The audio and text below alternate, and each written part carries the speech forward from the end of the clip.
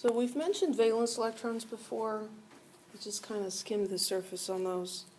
Valence electrons are the electrons in the outermost principal shell. So in terms of the hotel, it's the electrons that are staying in the highest floor that has people staying in it. So it's the highest principal shell, the highest principal quantum number. These are important because these are the ones that are involved in bonding. Remember that as that principal quantum number increases, the size of the orbital gets bigger.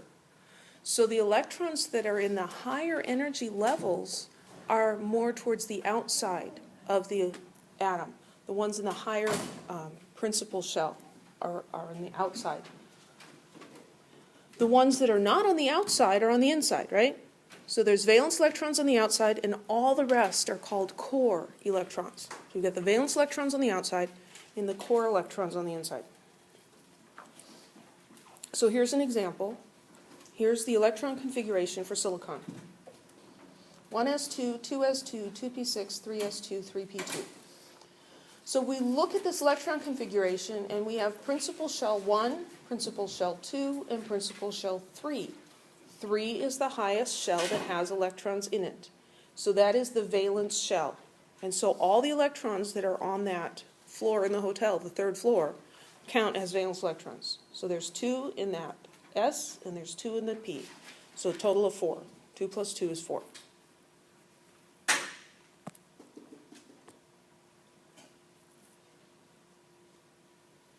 Let's write an electron configuration for chlorine and identify which are the valence electrons and which are the core electrons.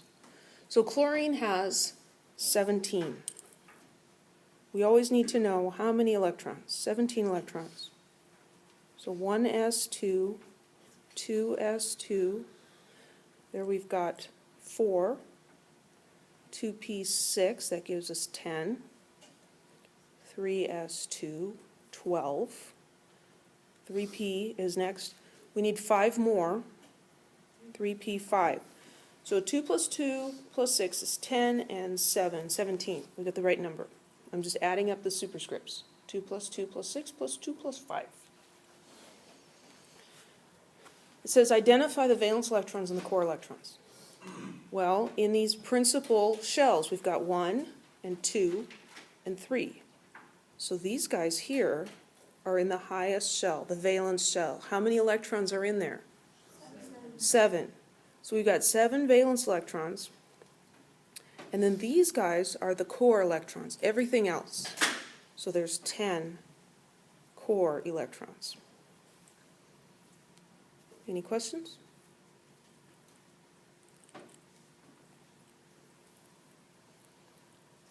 Let's. Mm-hmm. So say for like sodium, so sodium would be 1s2, 2s2, Mm-hmm. and like so forth. So for like, so it would be 3s1. Yeah, So- sodium would end up with 3s1 as its last term. Okay, so that would be their. The valence electron, just one valence electron, yep. Let's look at selenium. So here's selenium's electron configuration. And selenium's a little larger, and so we get into this thing where the floors are overlapping in prices. But we've got principal quantum numbers, or principal shells, 1, 2, 3, 4. So 4 is the highest. We're only counting in the 4th level. 4p4 and 4s2. We're not counting this 3d10. That's in the 3rd level. Yes, it's higher in energy, but it's not in the higher principal shell. And so it doesn't count as a valence electron. So selenium has 6 valence electrons. These 2 and those 4. And the rest are all core electrons. Does that make sense? Why don't you count the D's? Why don't we count the Ds? Because they're higher in energy, right? They're between these two guys in energy. It's kind of complicated. The valence electrons go by the principal quantum number. So 4. So everything that has a 4 is going to be a valence. The 3s are not going to be valence electrons, even though they are higher in energy than the 4s electrons. And I really can't give you a better explanation than that without going into, So even if it was a small one and the largest one was the 2PS, then the twos would be the valence. right. Yeah, so if we had 1s2, 2s2, then these are the valence electrons. So whatever the highest number is, but only the highest number. It doesn't go by energy, it goes by principal shell number or principal quantum number. So in the hotel, it's whatever the highest floor is that's occupied. Not the cheapest rooms, but the highest floor that's occupied. So it'll just be the periods for the ones on the side. It does correspond to being the periods, yes. Yeah. We're going to see how all of this is actually hidden in the periodic table. Yeah, and if you've looked ahead, you saw that, and people are So jumping at pretty the bit. much like the one that we did before chlorine, it had 3s, 3p. Mm-hmm. So 3 being the highest number, so that's You- why we added those. You count all the ones in the third. Mm-hmm. Okay. So there was a number in between the 3 that's just this. You don't count those. Yeah. Got it. So all of this is in the periodic table, and we're going to slowly see how that is. In the same column in the periodic table, so here we're just looking at the top 3 rows of the periodic table. There's a little gap here, and that's where you would have to cut this and pull it apart to make room for those transition elements. But we got rid of those and squished this together so we could look at it more closely. You see there's a pattern here. Hydrogen has a 1s1 electron configuration. Lithium is helium, the noble gas, plus 2s1. Sodium would be neon plus 3s1.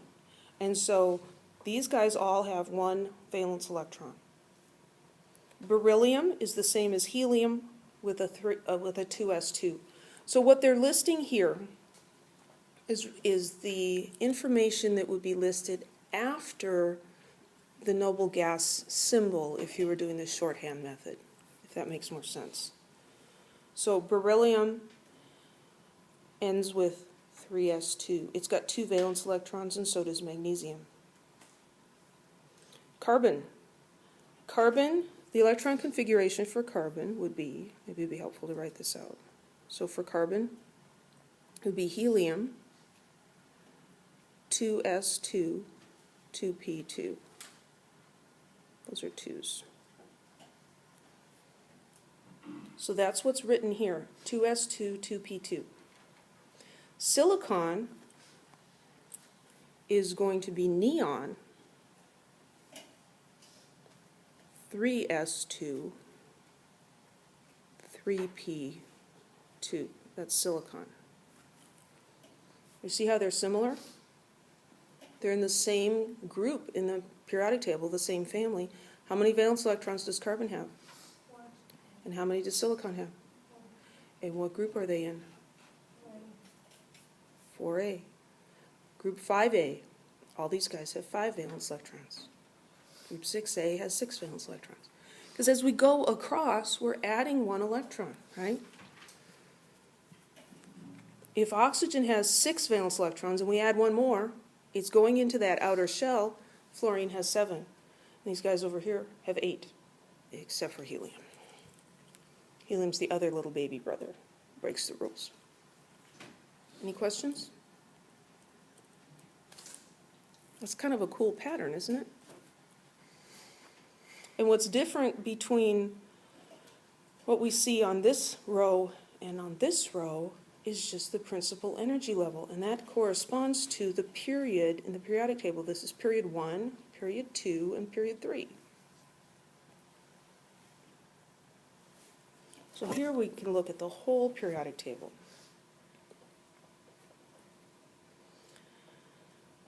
In blue, we have the S, these are called the S block elements. There's 2 columns.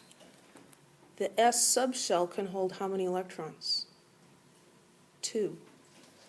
In the pink, we have the P subshell. A P subshell has 3 orbitals in it, right? Each orbital has 2 electrons, so that's a total of 6 electrons. Look, there's 6 columns. This orange is the D. The D subshell has 5 orbitals, each holding 2 electrons, 10. There's 10 columns there. And then this is 14. Those are the correspond to F electrons.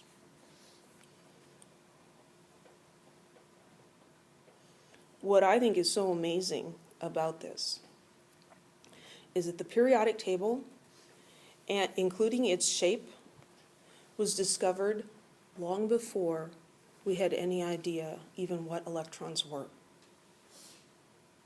And then people studied and did experiments and thought and discovered things, and they came up with this quantum mechanical model, and it fits just perfectly in here with the shape of the periodic table. So the number of valence electrons for any main group element, except helium, is the same as the group number of its column. And that's when we use the 1A, 2A, 3A numbers. Now, the periodic tables we have on the wall here don't have those, but the one I give you for an exam does. And the row number, sorry, pointing in the wrong place again. The row number corresponds to the number of the highest principal shell. We've got a periodic table coming back here. Yeah.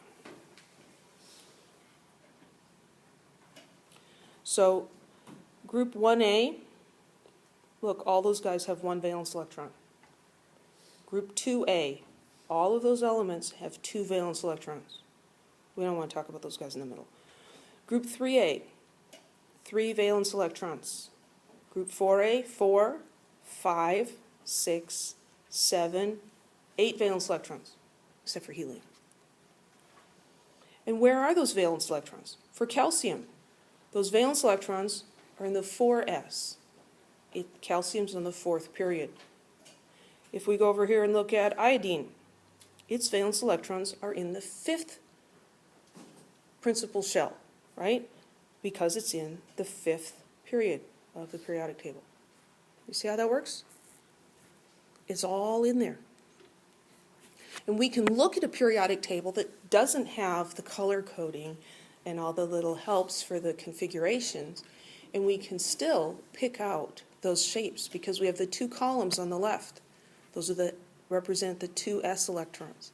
And the 6 columns on the right represent the 6 p electrons. And the 10 in the middle, the D. And those 14 hanging out at the bottom. These guys, by the way, I'm looking at the one on the wall and expecting to see my pointer. These guys actually belong up in here, this little gap. Because look at the numbers. 56, 57, 72. That's not right. 57, 58.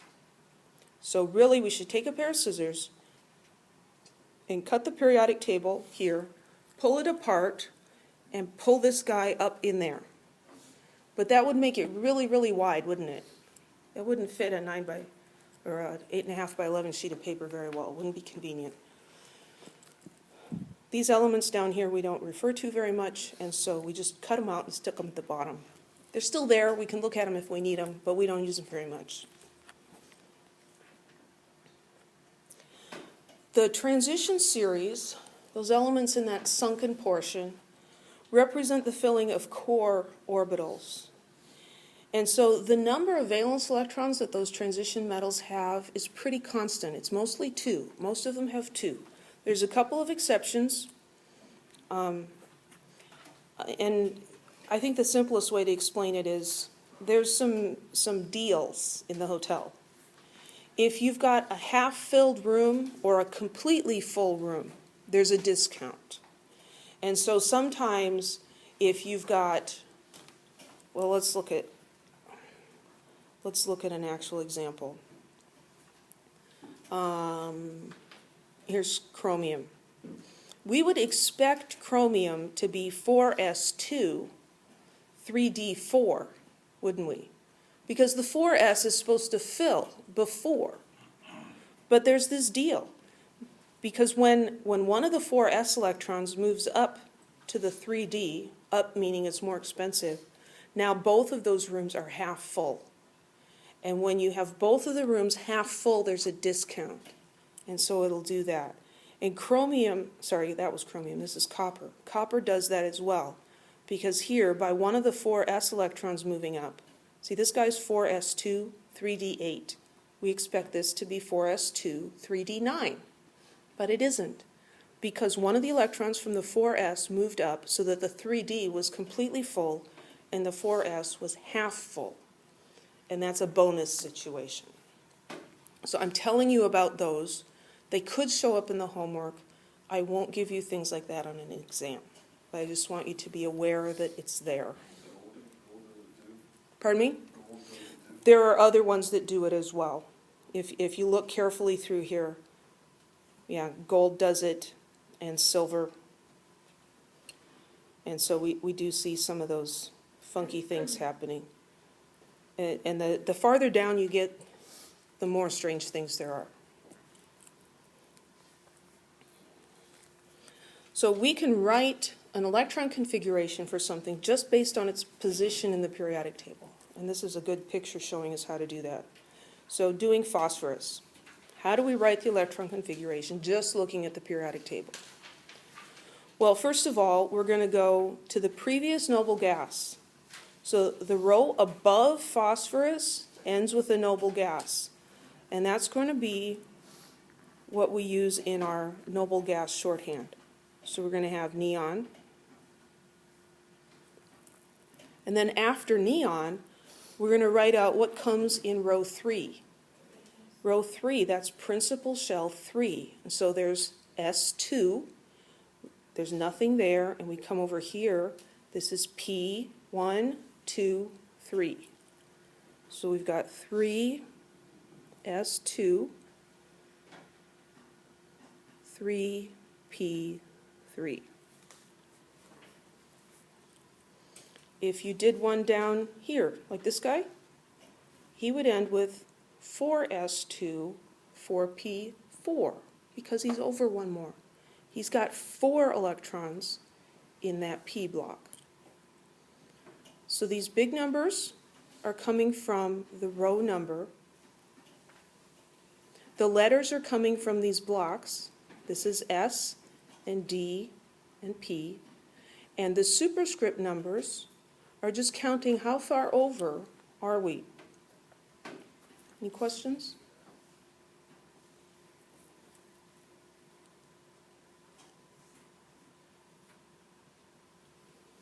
So if you like lists of steps, these are the book's instructions for how to write the electron configuration based on position in the periodic table. I'm not going to read them. Let's use the periodic table to determine the electron configuration of tin. So we have to find tin. Tin is Sn. There it is right there. So we want to go up to the next row and go over to the end of the row to find the previous noble gas. So that's krypton. That's what we're going to start with. So we've got krypton, and then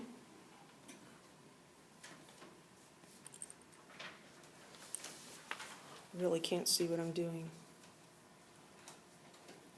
Krypton is in row 4, end of row 4. So then we need to jump down to row 5. So in row 5, we first encounter 2 s electrons. So that's 5s2. So we got, that's not what I wanted to do. We got 5s2. Now these d ones, you have to go down a principal number. These aren't the 5Ds, these are the 4Ds. So the way I think of it is, this part of the periodic table looks like it's sunk down from up here, didn't it? Doesn't it look like that? But there's this kind of a pattern here. There's one step down, and then goes down 2. And so I kind of imagine that it was supposed to be up here, but it fell down. If it was supposed to be up here, then this would be 3D, and this is 4D, and this is 5D down there, right? So it just sunk down a level. So when we're going across here, we've got the 5s2, and we come over here, this is actually 4d. And the 4d level is full, so I'm going to write 4d 10, because there's 10 boxes across there. 10. And then I got out of the sunken part, and this is back to 5p, 1, 2.